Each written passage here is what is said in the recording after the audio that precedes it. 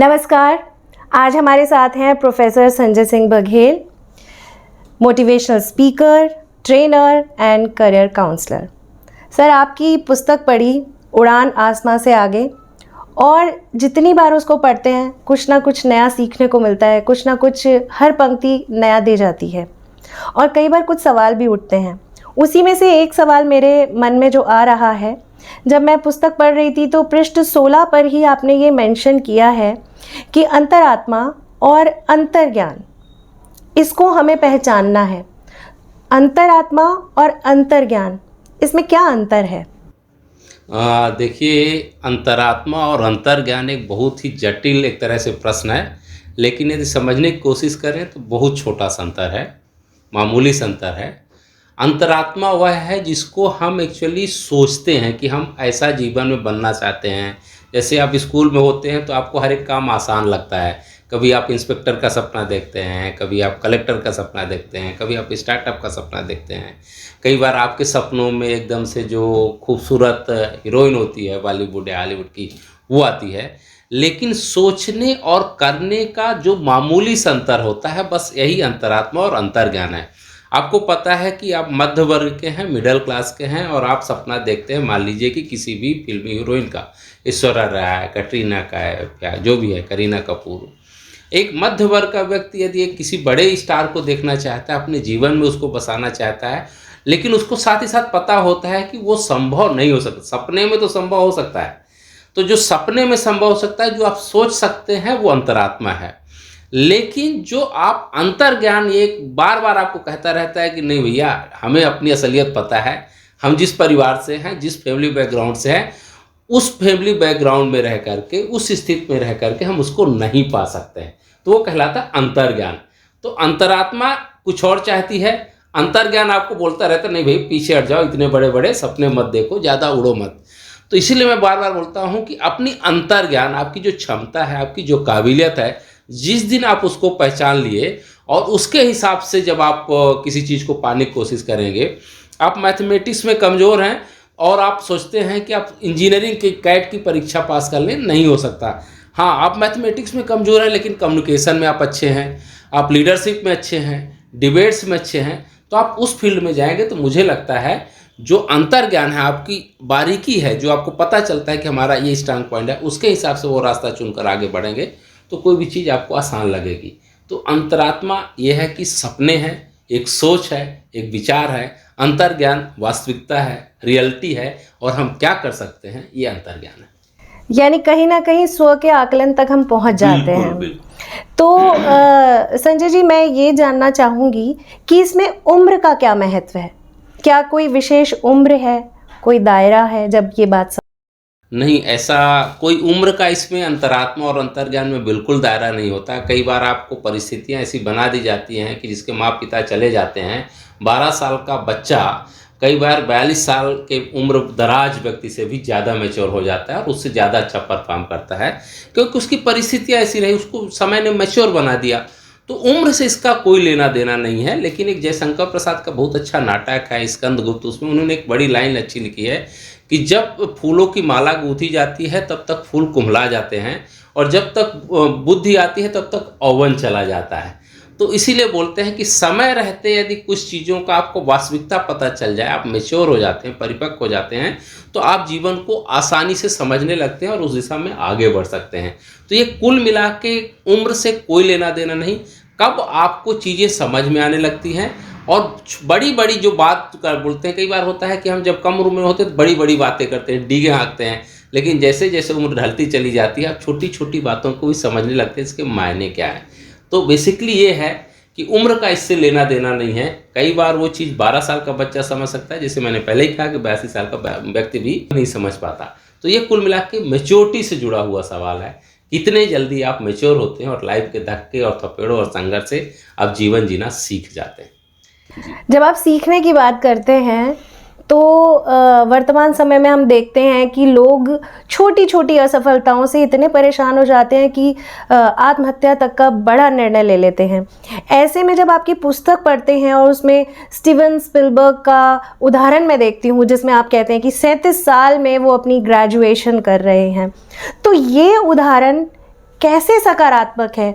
और ये जो हमारी जनरेशन है जो छोटे छोटे परेशानियों से इतनी घबरा जाती है कि उन्हें कई बार मानसिक चिकित्सक की भी सहायता लेनी पड़ती है, ये उदाहरण, इसकी प्रासंगिकता बताएं। यदि आपने किताब में पढ़ा होगा तो स्टीफन स्पिलबर्ग का जो मैंने रेफरेंस लिया है उसके आगे भी मैंने लिखा है कि वो 37 ईयर में क्यों ग्रेजुएशन, 37 ईयर बाद लगभग 54 ईयर में वो क्यों ग्रेजुएशन करने पहुँचे, ये मैंने उसमें बताने की कोशिश की है।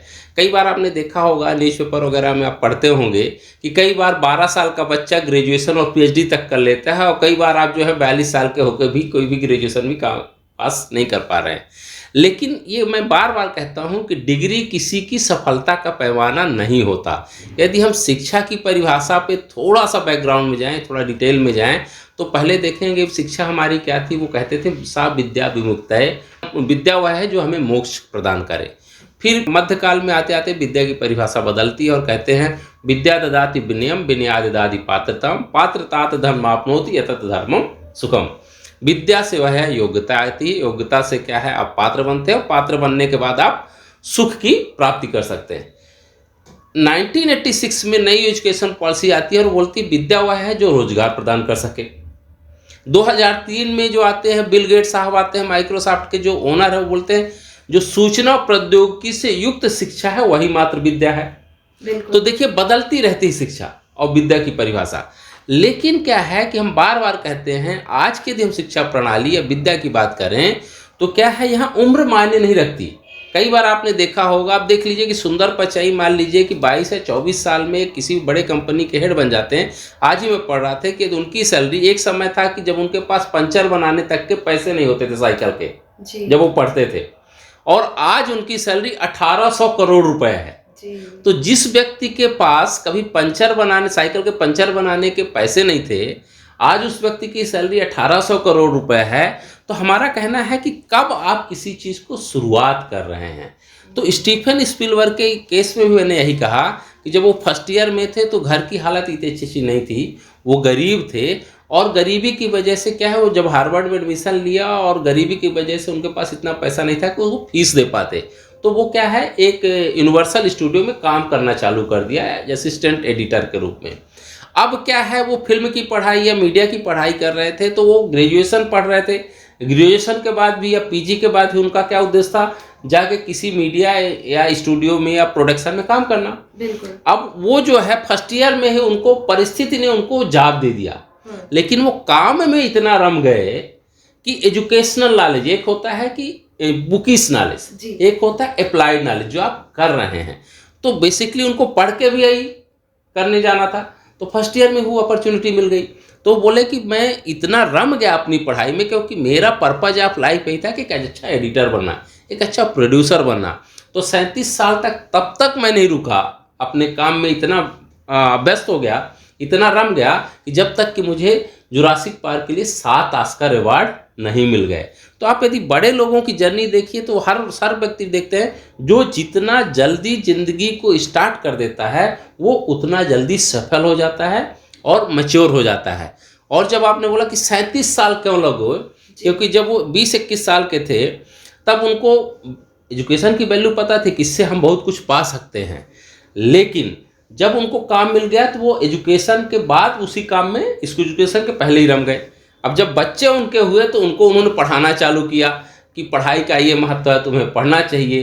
तो कहते हैं ना कि एक अच्छा गुरु वही होता है जो पहले सीखता है किसी चीज़ को, स्वयं अपनाता है। तो बच्चों को ग्रेजुएशन की वैल्यू बताने के पहले उन्होंने कहा कि सबसे पहले तो मैं ग्रेजुएशन कंप्लीट कर लूँ। हालांकि उनको ग्रेजुएशन नहीं, उनको तो डॉक्टरेट की डिग्री मिल चुकी थी बहुत सारी जगह से, लेकिन उन्होंने कहा कि नहीं, हम परीक्षा पास करेंगे फिर बताएंगे कि एजुकेशन की वैल्यू क्या है। इसलिए वो 54-55 साल में जाके ग्रेजुएशन कंप्लीट करते हैं। लेकिन सफलता की सीढ़ियां तो मात्र वो 17 और 16 साल में ही चढ़ना प्रारंभ कर दिए थे।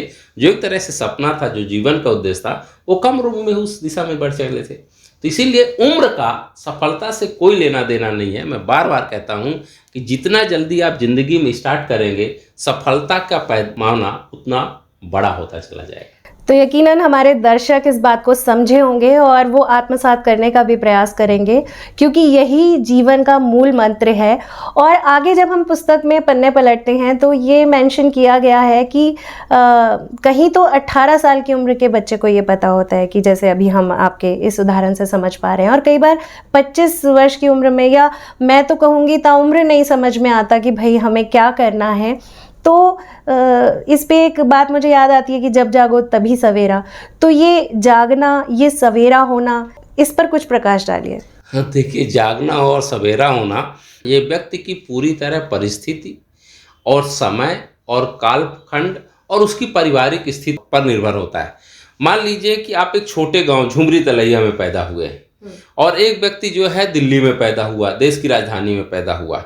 तो झुमरी तलैया का व्यक्ति जानता है, लेकिन उसके पास वो परिस्थिति नहीं है, उसके पास वो एनवायरनमेंट नहीं है। तो बहुत चाह करके भी कितना भी कोशिश करेगा तो बहुत है, तो गांव में रहते हुए कितना भी संघर्ष कर लेगा। अब यूट्यूब के ज़माने में इन्फॉर्मेशन वहाँ तक भी पहुँच रही है, डिजिटल मीडिया के ज़माने में, लेकिन उतना कॉन्फिडेंस नहीं ले आ पाएगा जो एक दिल्ली के कैपिटल में रहने वाले बच्चे के मन में या बच्चे के भीतर होती है।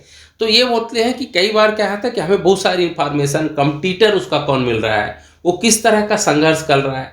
तो जो ज़्यादा जल्दी संघर्ष करता है, कई बार ये होगा कि वहाँ झुमरी तलैया का व्यक्ति जो संघर्ष करके आगे बढ़ा है और उसको दिल्ली जैसा इन्वायरमेंट मिल जाता है, तो वो सबको बीट करते हुए, सबको धराशायी करते हुए आगे निकल जाएगा। तो ये उम्र का जो पड़ाव का आपने कहा कि कई बार 18 साल का व्यक्ति ज़्यादा मैच्योर होता है और 25 साल कई बार ताउम्र मैच्योर नहीं हो पाते। ये पूरी तरह परिस्थितियों पर निर्भर करता है कि आपने जीवन के किस तरह के थपेड़ों को, किस तरह के संघर्ष को, किस तरह से की परिस्थितियों को झेला है। कल को आपको खुदा न खास्ता घर में कोई प्रॉब्लम आ जाए, कोई आपको जो परवरिश करने वाला है, कोई जिसकी छत्र छाया में आप रहें, जैसे चला जाता है, तो आप जो एक तरह से कभी भी जिस तरह से केयरलेस थे, आप अगले दिन से ही कि अब इनके बिना, हमारे किए बिना ज़िंदगी नहीं चलने वाली। अभी तो माँ बाप है तो इसलिए आप निष्फिक्र होकर चले जाते हैं, लेकिन जिस दिन माँ बाप नहीं रहते तो उस दिन से आप मैच्योर हो जाते हैं, फिर आप माँ बाप की जिम्मेदारी स्वयं निभाने लगते हैं। तो ये पूरी तरह परिस्थितियों की, जिस दिन आपको लगेगा कि हमारे पास इसके बिना कोई रास्ता नहीं है, तो जब रास्ता ही सब तरह बंद हो जाएंगे, जैसे कहते हैं ना कि तालाब में जो है ना, यदि आप किसी बच्चे को तैराकी सिखाना है तो उसको छोड़ दो, बस बाहर रहकर ये देख रहे हो कि डूबने ना पाए। जब वो डूबने लगेगा तो हाथ पैर चलाएगा। बस जीवन यही है कि जिस दिन हाथ पैर मारना आप चालू कर देते हैं, उस दिन से आपके जीवन में एक तरह से चलायमान हो जाता है, गतिमान हो जाता है, आप कुछ आगे बढ़ना प्रारंभ कर देते हैं। और जब तक हाथ पैर नहीं मारेंगे, उस तरह से जीवन आपको डुबोता और गहरे लेता चला जाएगा। तो बस एक तैराक की तरह जिस दिन आप हाथ मारते हैं तो आप तैराक बन जाते हैं, और जिस दिन जब नहीं मारते हैं तो आपका जीवन एक कूप मंडूक और अंधकार में हो जाता है। ये बात तो बिल्कुल ठीक है। अच्छा संजय जी, जब हम देखते हैं कि परिस्थितियों का हवाला देके हम कहते हैं कि हमारे जीवन में बहुत कुछ हो जाता है, लेकिन बड़े सारे डाइवर्जन थे। जैसे आजकल शिक्षा के प्रति अगर बच्चा पूरी तरह से केंद्रित नहीं है, जिसको फोकस होना कहते हैं, तो जब मैं आपकी पुस्तक में पढ़ रही थी तो उसमें लिखा था चरित्र को साधने की बात की गई है। और हम वो रहीम जी के दोहे, मुझे वो दोहा याद आ रहा था कि एके साधे सब सधे, सब साधे सब जाए, रही मन मूल ही सींचबो, फूले फले अघाए। तो ये बात किस तरह से सार्थक है और किस तरह से हम सब समझें कि कैसे हम अपने चरित्र को साध कर अपने जीवन को लक्ष्य देकर आगे बढ़ें। जैसे मैंने अपने सबसे पहले उत्तर में कहा कि जिस दिन हमें आत्मज्ञान हो जाए कि हमारे भीतर क्या क्वालिटी है, हमारे भीतर क्या ऐसे गुण हैं जिसके माध्यम से हम जीवन में कुछ अच्छा अचीव कर सकते हैं। इसके लिए मुझे आपने जो सवाल पूछा है बहुत अच्छा है कि एक साधे सब सदै। एक फ्रेंच के बहुत बड़े पेंटर हुए हैं अल्फ्रेड स्मिथ, उनसे जब पूछा गया कि आप इतनी अच्छी पेंटिंग कैसे बनाते हो, तो बोले मुझे पेंटिंग के अलावा कुछ सूझता नहीं है, तो मैं क्या करता हूँ, एक मन में एक पेंटिंग की मैपिंग कर लेता हूँ, एक चरित्र बना लेता हूँ, एक कैनवास बना लेता हूँ, और फिर वो कैनवास के अलावा उस मेरी आंखें के सामने कैनवास दिखता है और कुछ नहीं दिखता। तो मान लीजिए कि कोई पत्थर है, तो उस पत्थर में जो एक्स्ट्रा पत्थर होता है, जो अलग अलग शेप में होता है, उसको मैं उस कैनवास के हिसाब से छांटता चला जाता हूँ। तो जब आप जो अनावश्यक चीज़ें छांटते चले जाएंगे जीवन से, तो आपकी एक खूबसूरत मूर्ति, एक खूबसूरत तस्वीर अपने आप बनती चली जाएगी, क्योंकि आपके दिमाग में वो खूबसूरत तस्वीर बसी होती है। जिस दिन बसी हुई तस्वीर को आप उभारना चाहते हैं तो अनावश्यक चीज़ों से अपने आप दूरी बना लेंगे और वो चीज़ों में आप ध्यान नहीं देंगे, वहाँ से आप भागना चालू कर देंगे, बस उसी में फोकस रहेंगे। जैसे ही एक चीज़ में आप फोकस रहेंगे तो आपको बस वही प्रतिबिंब दिखाई देगा, वही लक्ष्य दिखाई देगा, वही मूर्ति दिखाई देगी जो अपने आप बनती चली जाती है, जो आपके मन में बसी हुई। इसीलिए बोलते हैं कि first map your dream whatever you want to achieve in life. तो आप जब मैपिंग कर लेते हैं तो उसके हिसाब से आप काम करना चालू कर देते हैं, और जब काम करना चालू कर देते हैं तो कैनवास या कूंची जीवन की आपको उसी तरह से रंग भरना चालू कर देती है। जी, तो मैं यही कहूँगी श्रोताओं को, अपने दर्शकों को, कि अपने जीवन के इस कैनवस पर ज़रूर कल्पना के नए नए चित्र सजाइए, और सजाने के साथ साथ जितनी बातें हमने अभी प्रोफेसर संजय सिंह जी से सीखी है और उड़ान आसमां से आगे में हमने जानी है, इसे पढ़ें, इसे समझें और इसे अपने जीवन में उतारने का प्रयास करें। आज की इस महत्वपूर्ण चर्चा के लिए आपका बहुत बहुत आभार। बहुत बहुत धन्यवाद।